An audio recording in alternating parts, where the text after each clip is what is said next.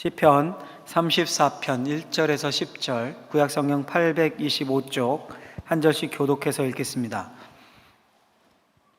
내가 여호와를 항상 송축하며 내 입술로 항상 주를 찬양하리이다. 내 영혼이 여호와를 자랑하리니 공고한 자들이 이를 듣고 기뻐하리로다. 나와 함께 여호와를 광대하시다 하며 함께 그의 이름을 높이세.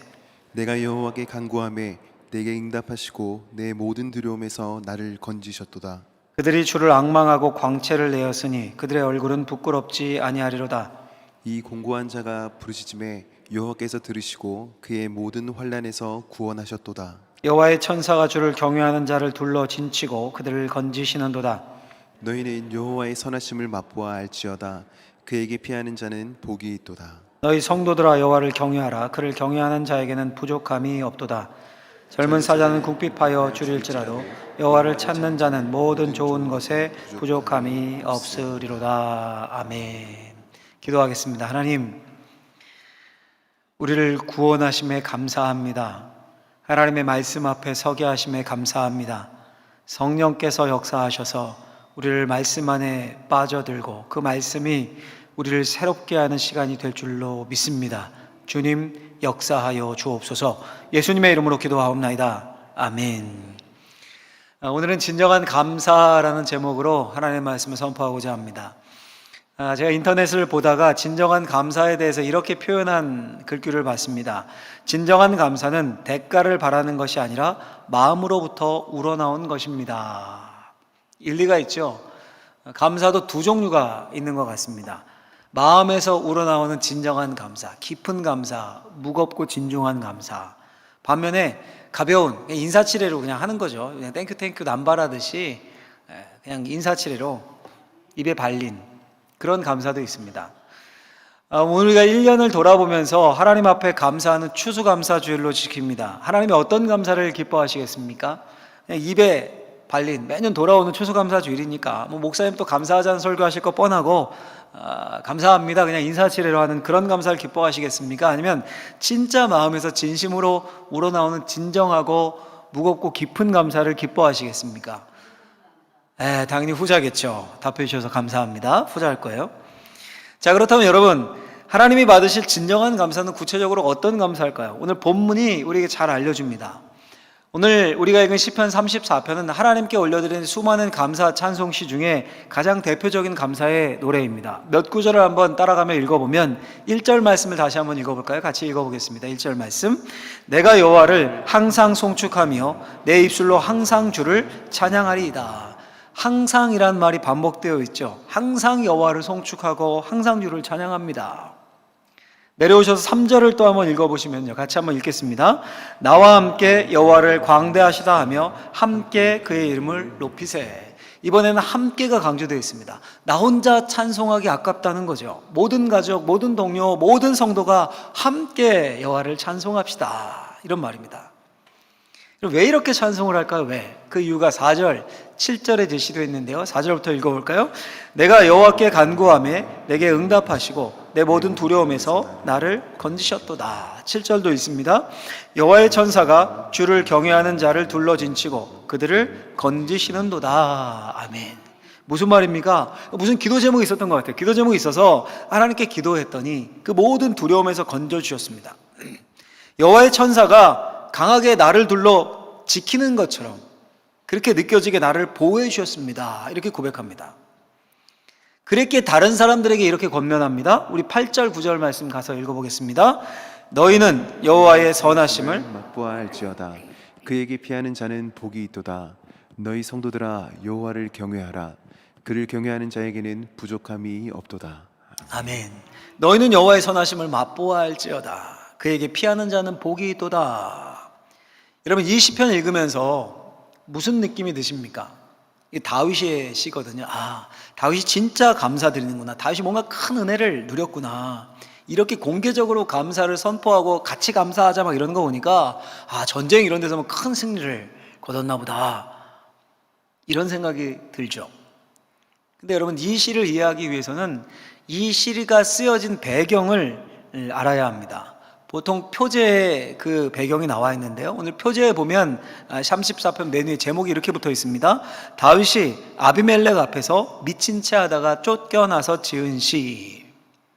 이 무슨 사건을 이야기하는 걸까요? 대부분 아실 텐데 혹시 모르시는 분 몇 분이 있을 수도 있으니까 제가 조금 설명해 드리면, 아무도 여러분 다윗과 골리앗 사건은 다 아시죠? 미소년 다윗이 블레셋 가드의 장군, 엄청 큰 골리앗, 최고의 싸움 머신, 전쟁 머신과 싸워서 이겼습니다. 하나님의 이름으로 확 달려나가 물맷돌을 던져서 한 방에 정수리 맞춰서 쓰러뜨려 승리했습니다. 이스라엘 군대가 사기 충천해서 블레셋과의 그 전투에서 큰 승리를 거둡니다. 이 일로 인해서 다윗은 이스라엘의 영웅이 되었습니다. 영웅, 소년 영웅. 소위 그 시대 이스라엘에 다윗 바람이 분 겁니다.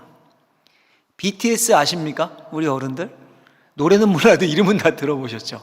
그 BTS 바람이 불듯이 다윗 바람이 분 겁니다. 이스라엘에 팬클럽 여인들이 생겨났습니다. 사울이 죽인 자는 천천히요, 다윗은 만만이로다, 이런 노래를 막 지어 부르고. 그런데 이 노래를 듣고 왕이었던 사울이 눈이 확 뒤집힙니다. 질투심, 시기심이 그냥 내면에서 확 폭발을 합니다. 야, 이거 이놈 어린 다윗이지만 언젠간 내 대적 되겠다, 이거 내 왕위를 탐내겠다, 이놈. 지레짐작해서 그때부터 호시탐탐 다윗을 죽이려고 합니다. 잘 그냥 평안히 있다고 다윗을 보면 시기심이 팍 폭발해서 발작이 일어나는 겁니다. 그래서 창을 던져서 다윗을 맞춰 죽이려고 했던 것이 몇 번이나 있었습니다. 그러니 다윗이 이거 죽겠거든요, 이러다가. 그래서 견디다 못해 도망을 갑니다.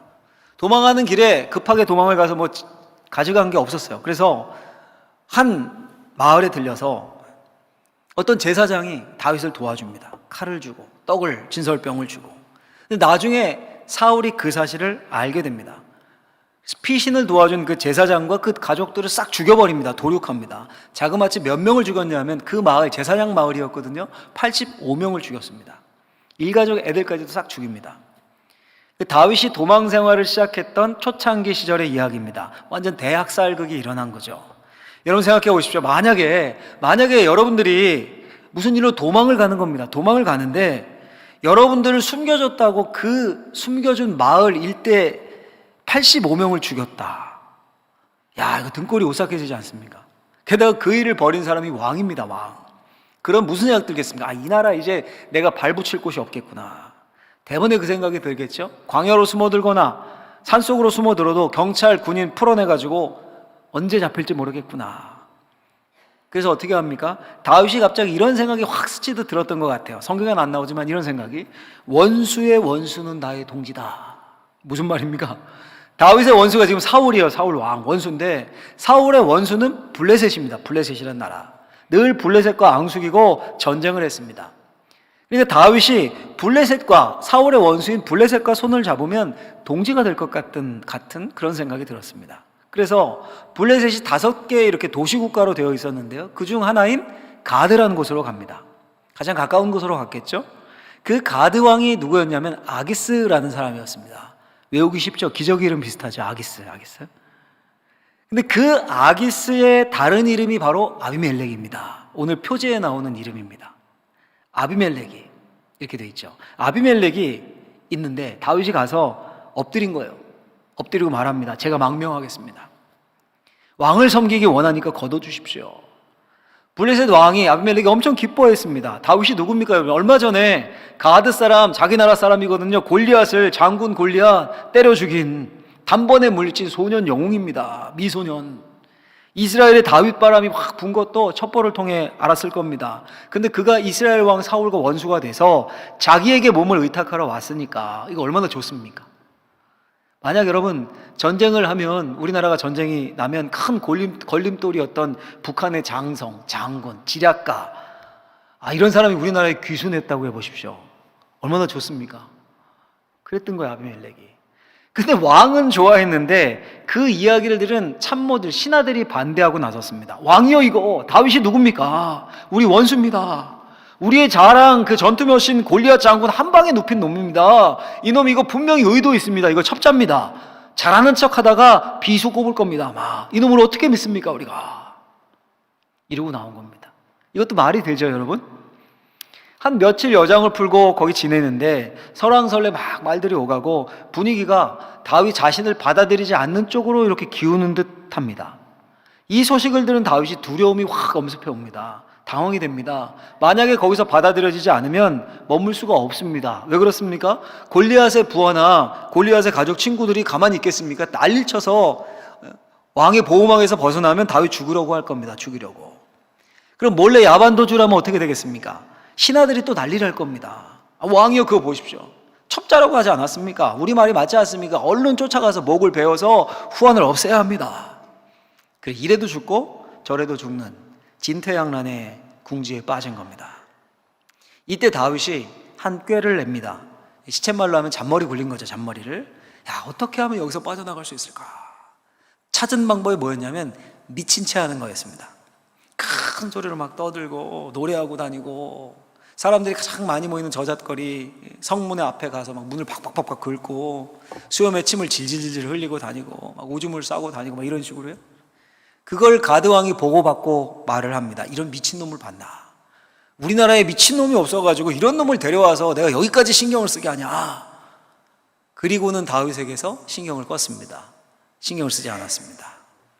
우리 생각에는요, 뭐 그래 무슨 그런 장기에 넘어가나 이런 생각이 들지도 모르지만 여러분 이렇게 생각해 보십시오. 요즘 대선 전국인데 어느 날 대선 후보라는 분이 저명한 인물이 이런 분들 명예가 최고 아닙니까? 갑자기 미친 짓을 하는 겁니다. 쌍욕하고 막 침을 질질 흘리고 망언을 여기저기 가는 데마다 하고 길에다 오줌을 싸고 막. 근데 일시적인 게 아니라 한동안 그런 행동이 계속되면 어떻게 되겠습니까? 막 대서특필되겠죠. 처음에는 그러다 스트레스로 정신 이상 왔다 뭐 이러면서 그러다가 점점 매스컴의 관심에서 사라지겠죠. 다윗이 그랬던 겁니다. 관심이 소홀해졌습니다. 그 틈을 타서 얼른 그 나라를 빠져와서 광야로 산속으로 도망을 했습니다. 이게 바로 여러분 다윗이 아비멜렉 앞에서 미친 채 했다라는 이 한 줄 표제에 들어있는 사연입니다. 그리고는 이 노래 시편 34편을 지은 겁니다. 자, 여러분 어떻습니까? 이런 배경을 쭉 듣고 보니까 제가 간략하게 설명해 드렸는데 이 노래가 잘 이해가 되십니까? 이해가 안 되죠. 오히려 이해 되신다는 분은 이거 설교를 잘 안 들으신 거예요. 이해가 안 되지 않습니까? 이상하지 않습니까? 내가 항상 여호와를 찬송하고 송축합니다. 내 찬양만으로 안 된다. 함께 여호와를 찬양하고 광대하심을 송축하자. 여호와의 선하심을 맛보아 알지어다. 이거 완전 오버 아닙니까? 오버? 지금 다른 나라 도망갔다가 그게 오판이어서 죽을 뻔했습니다. 잠 깨서서 간신히 도망 나와서 산속의 광야에 헤매는 때입니다. 문제 해결됐습니까? 여전히 도망자 신세입니다. 겨우 목숨만 보존된 상태입니다. 그럼 여러분 쥐 죽은 듯이 앉아가지고 진짜 죽을 뻔했네. 아이고 살았네. 아유 하나님 이게 뭡니까? 이래도 시원찮은 판에 지금 감사 찬송을 올리고 있습니다. 솔직히 남들이 알까봐 두려운 일이죠. 그래도 한때 이스라엘의 영웅이었는데 이렇게 구차하게 목숨을 구걸해야 하겠습니까? 애들 표현으로 한다면 죄송하지만 이런 표현 쪽팔린 일입니다. 솔직히 다윗이 요즘식으로 하면 명막 있는 군인의 정치인입니다. 군인 정치인에게 명예보다 더 소중한 게 어디 있습니까? 근데 구질구질하게 명예 다 팽개치고 목숨 구걸한 겁니다. 그런데 다윗은 다 함께 찬양 부릅시다. 다 함께 감사합시다. 초대를 합니다. 이해가 안 가죠? 하나님이 사울 왕을 죽이시고 나라를 다윗에게 넘겨주셨어요. 그래서 대권을 잡은 다음에 이 노래를 했다면 이해가 됩니다. 아니면 왕이 되어가지고 전쟁에 나가서 큰 승리를 거두고 나서 이 노래를 부른다면, 이 감사 찬송을 부른다면 이해가 돼요. 근데 미친 채 해가지고 간신히 남의 나라에서부터 도망 나와가지고 산속의 광야에 숨어있는 사람이 이런 거창한 감사 찬송을 드려요. 참 이해하기 힘든 일입니다. 여러분 어떻게 이런 일이 가능할까요? 어떻게 이런 상황에서 감사 찬양을 하는 걸까요? 그것도 진심에서 우러나오는 감사 찬양입니다. 그 비결이 뭘까요?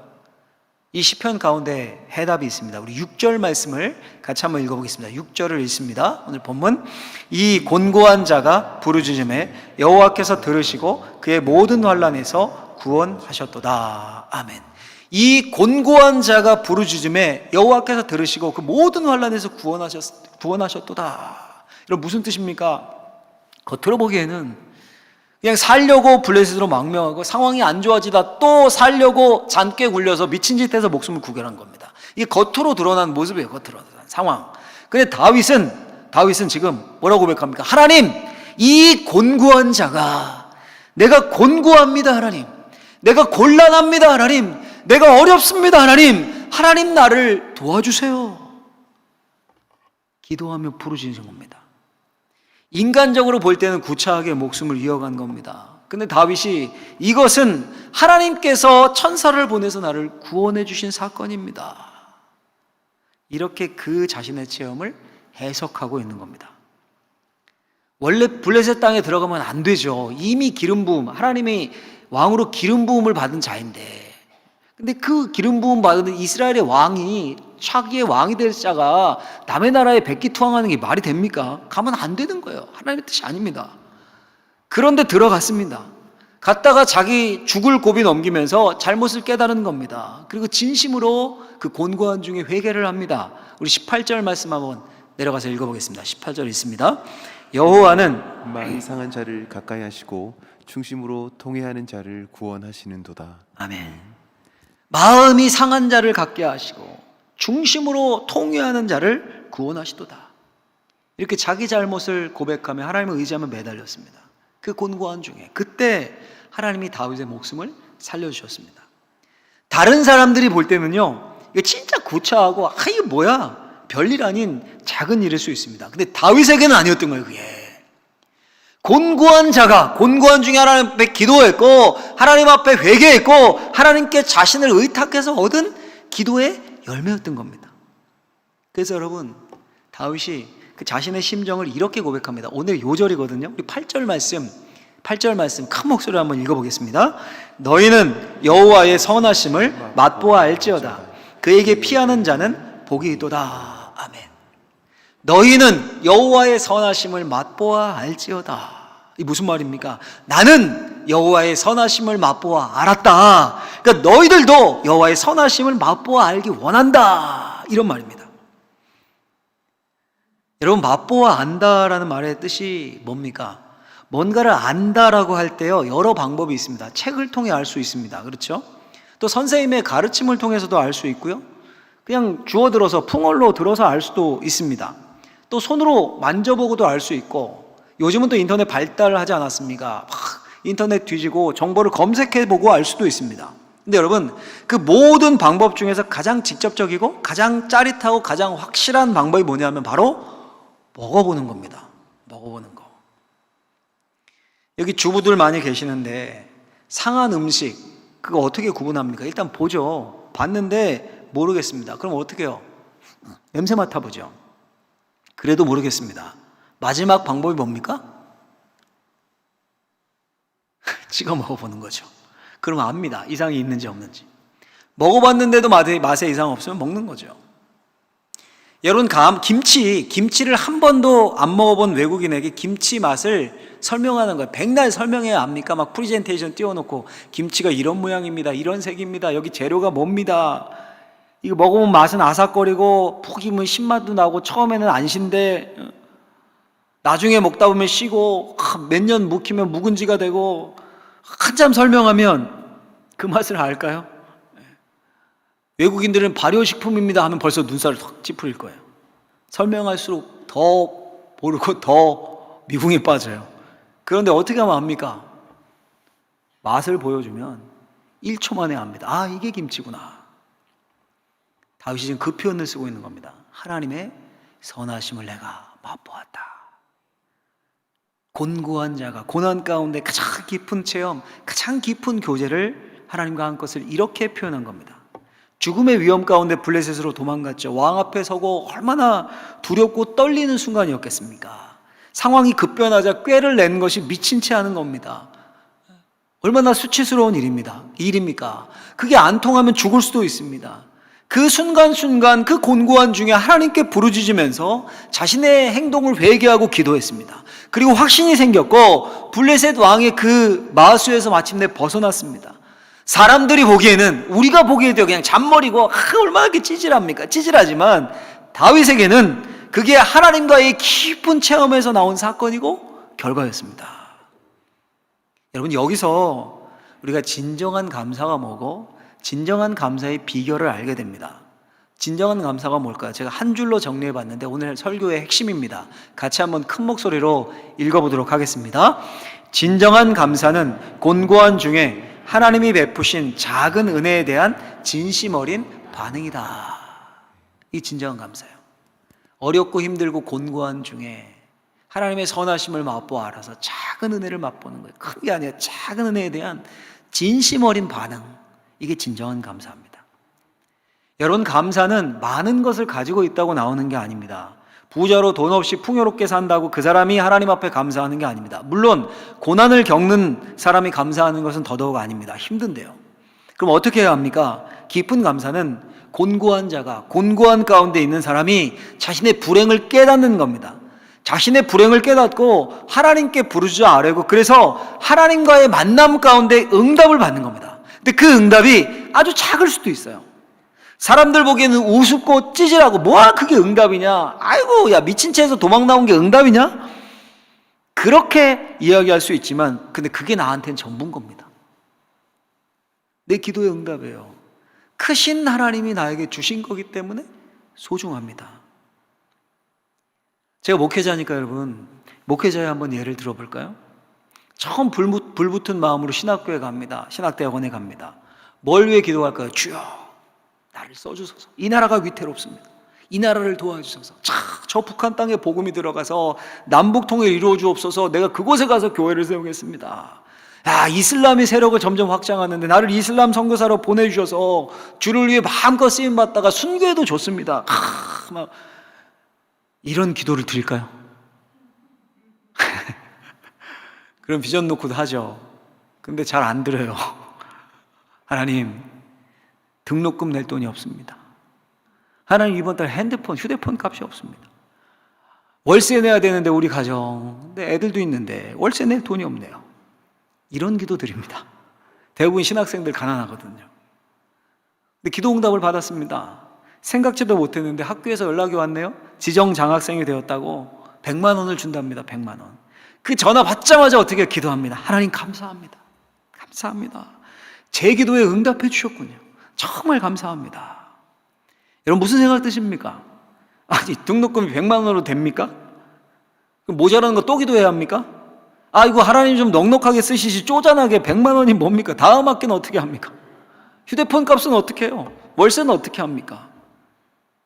근데 정작 당사자는 그걸 받았다고 기뻐하면서 응답받았다고 감사 기도를 드립니다. 그 응답을 너무도 소중하게 여깁니다. 그렇겠죠? 여러분, 그 응답을 소중하게 여기는 게 행복한 겁니까? 아니면 정말로 나중에 잘 풀려서 막 신학교 교수 되고 유명해지고 큰 교회 담임 목사 되어가지고 그런 일쯤에는 뭐 별로 반응도 없고 일에 치여가지고 하나님의 관계는 점점 형식적으로 되고 감사가 사라져버린 삶이 행복한 겁니까? 다윗이 지금 이 작은 기쁨을 누리고 있는 겁니다. 작은 기쁨을. 사랑하게 되면 좀 유치해집니다, 여러분. 사랑하면 유치해집니다. 참 재밌는 게요, 사회적인 지금 지위가 있고 명망이 있고 근엄한 우리 어르신들 있지 않습니까? 어르신들 존경받는, 모두에게 존경받고 이런 분들의 특징이 잘 안 웃어요. 잘 안 웃습니다. 사회적 위치가 있기 때문에. 근데 이런 분들이 100% 망가지고 유치해지는 때가 있습니다. 언제일까요? 우리 교회도 그래요. 언제일까요? 100% 손자 손녀 볼 때입니다. 제가 여러 번 봤습니다. 그런 경우를. 꼬맹이 손자 손녀가 할아버지 앞에 재롱을 부려야 되는데 할아버지가, 그 근엄한 할아버지가 손자 손녀 앞에 재롱 부립니다. 까꿍까꿍 이러면서 웃으면서.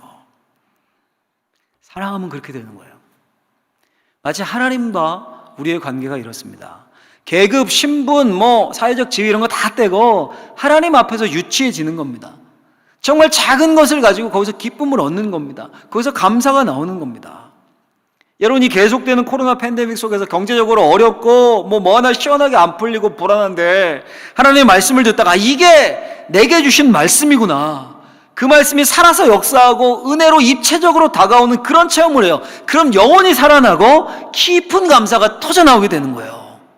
우리 교회 성도님들도 많습니다. 그런 분, 그런 간증 얼마 전에도 들었고 문자도 제가 카톡도 받고. 여러분, 우리 중에 어찌할 바를 몰라서 교회 기도실 골방에 아무도 없는데 문을 닫고 기도하고 있는데 내 속에 깊은 곳에서 성령님이 평안을 주시는 거예요. 마음이 상해서 고통 중에 부르짖는데 죄가 깨달아지고 그래서 통회하면서 하나님 앞에 가까이 나아갈 때, 억울한 일 당해서 아무도 나를 번호해 줄 사람도 없고 내 마음 알아주는 사람 아무 없어도 내 안에 확신을 주시는 하나님에 대한 믿음이 내게 생길 때, 어디로 가야 할지 알지 못하고 헤매고 벌려놓은 일 제대로 마무리 안 되고 내 뜻대로 안 되는데 나아갈 일이 훤히 열리고 하나하나 작은 문제가 해결되는 것을 보고 하나님의 인도하심을 느낄 때, 정말 힘들고 고통과 괴로움 가운데 십자가 지신 주님께서 나를 따라와라, 나를 따르라, 내 앞에 와라, 내가 내게 쉼을 주겠다, 그 주님의 음성을 들을 때, 그때 우리 마음에서 진정한 감사가 솟아나게 되는 겁니다. 별것 아닌 것 같은 작은 응답에도 기뻐하고 감사하게 되는 거예요. 하나님 감사합니다. 그리고 사람들에게 추청을 해요. 너희는 여호와의 선하심을 맛보아할지어다. 여러분, 손양원 목사님을 잘 아시죠? 여수 애양원 교회에서 시무하셨는데 전도사 시절에 이제 우리 교회에서도 잠깐 시무를 하셨죠. 이렇게 순회 전도사님으로. 1940년 9월 25일에 신사참배를 거부해서 여수경찰서에 연행이 됩니다. 손양원 목사님이. 그때부터 1945년까지 약 5년간 수감 생활을 합니다. 자신의 그 의지, 신사참배 거부에 대한 의지를 거두지 않았던 거죠. 근데 여러분, 당연히 담임 목사님을 잡아갔으니까 교회가 어려웠겠죠. 교회에 대한 핍박도 있었겠죠. 애양원에 함께 사역했던 미국 선교사님들이 있었습니다. 윌슨과 웅거라는 선교사님이었는데, 근데 일제가 외인 추방령을 내려서 미국으로 돌아가게 됩니다. 그리고 일본인이 애양원의 원장으로 임명이 됩니다. 일제가 그렇게 한 겁니다. 당연히 손양원 목사님 가족을 핍박했겠죠. 사택을 막 비우라고 독촉을 해서 쫓겨나서 뿔뿔이 흩어집니다. 성도들도 존경받는 목사님이니까 돕고 싶고 도우려고 했지만 새로 부임한 일본인 원장이 그것도 막았습니다. 소 목사님에게 특별히 연로한 아버님이 계셨는데 옥중에 있는 소 목사님이, 손양원 목사님이 얼마나 걱정이 됐겠습니까? 그 시절엔 효가 또 중요한 덕목이었는데 아버님께 편지를 씁니다. 편지들이 몇 통이 남아있는데 그 중에 한 긴 편지, 꽤 깁니다. 그 일부를 군데군데 제가 발췌해서 읽어드리겠습니다. 1942년 11월 5일에 쓴 편지입니다. 오늘 설교를 생각하시면서 한번 잘 들어보십시오. 아버님, 부족한 이 아들 양원이는 조금 더 염려하지 마시옵소서. 홀로 되신 아버님과 형제들의 간절한 기도를 하나님께서 응답하셔서 잠자는 일과 먹는 일이 변함없이 한결같습니다. 한 덩어리의 주먹밥과 한 그릇의 소금국이 그야말로 신선의 요리, 천사의 꿀맛입니다. 세상의 제일의 맛은 입맛인가 봅니다. 아버님과 형제들은 저의 배고픔과 추위를 염려하시나 들의 백합화를 곱게 입히시고 공중의 참새를 잘 먹이시는 아버지 하나님께서 당신의 아들이요 주의 일을 하는 일꾼을 굶기시겠습니까? 더구나 이 아들은 본래 먹는 양이 적은 사람이어서 이 밥도 만족하여 먹고 있습니다. 또 키가 작은 사람이어서 입고 있는 이 옷과 이불이 발등을 덮으니 총후 국민으로서, 총후 국민은 이제 전쟁터의 후방에 있다는 뜻으로 안전하다는 의미죠. 이만하면 자족할 만합니다. 아버님과 형제들을 향해 간절히 바라는 바는 자족하는 복을 깨달으시기를 원합니다. 자족보다 더 큰 부자를 저는 아직 보지 못했습니다. 그러므로 저는 옥고를 치르는 중에도 의복과 음식을 마주할 때마다 늘 감사합니다. 여러분 생각해 보십시오. 다윗과 비슷하지 않습니까? 감사가 아니라 온통 불만과 원망거리 아닙니까? 지금 엄동설 안에 감옥에 갇혀 있습니다. 그것도 신사참배 거부했다고, 하나님 잘 섬기겠다고. 가족과 성도들은 고통 중에 있습니다. 이런 추위에 주먹밥 한 덩이와 소금 국물이 어떻게 신선의 요리 천사의 떡맛이 됩니까? 또 여러분 식사량이 적으면 이 병약하다는 소리 아닙니까? 키가 작으면 열등감에 시달려야 되는 거 아닙니까? 어떻게 이런 상황 가운데서 깊은 감사와 자족감, 만족이 나옵니까? 그리고 또 뭐라고 얘기합니까? 아버님, 제가 누리는 이 자족을 형제들과 아버님이 누리기를 원합니다. 선하심을 맛보아 알지어다. 마치 이것처럼. 이 기적 같은 일이죠. 이것이 손영원 목사님의 깊은 체험입니다. 고통 가운데 하나님께 피했고 거기서 하나님의 은혜를 맛보고 거기서 하나님을 체험한 겁니다. 여러분, 진정한 감사는 바로 이런 겁니다. 다윗처럼, 손영원 목사님처럼 환난 중에 있고 곤고한 가운데 코로나19로 형편도 별로 나아지지 않았고 오히려 답답한 상황이지만 그 속에서 하나님의 은혜를 체험하는 겁니다. 그 속에서 작은 기도의 응답을 받는 겁니다. 남들에게는 아무것도 아닌데 나에게는 기도의 응답이에요. 그리고 진정으로 마음에서 깊은 감사가 터져 나오는 겁니다. 여러분, 감사는 어디서 오는 겁니까? 막 돈 생기고 진급하고 잘 나가고 뭔가 감사할 조건거리들이 막 주렁주렁 맺히고 그래서 감사하는 겁니까? 그럼 그거 없어지면 원망 불평 나오는 거고요. 그것보다 여러분 우선이 뭡니까? 다윗의 고백처럼 하나님의 선하심을 맛보아 알지어다. 하나님의 선하심을 진짜 맞닥뜨려 맛보아 아는 데서 진정한 감사가 나옵니다.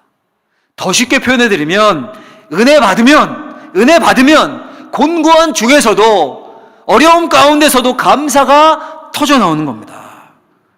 반면에 여러분, 돈 생기고 살 만큼 넉넉하고 남들 보기에 감사거리가 넘치는데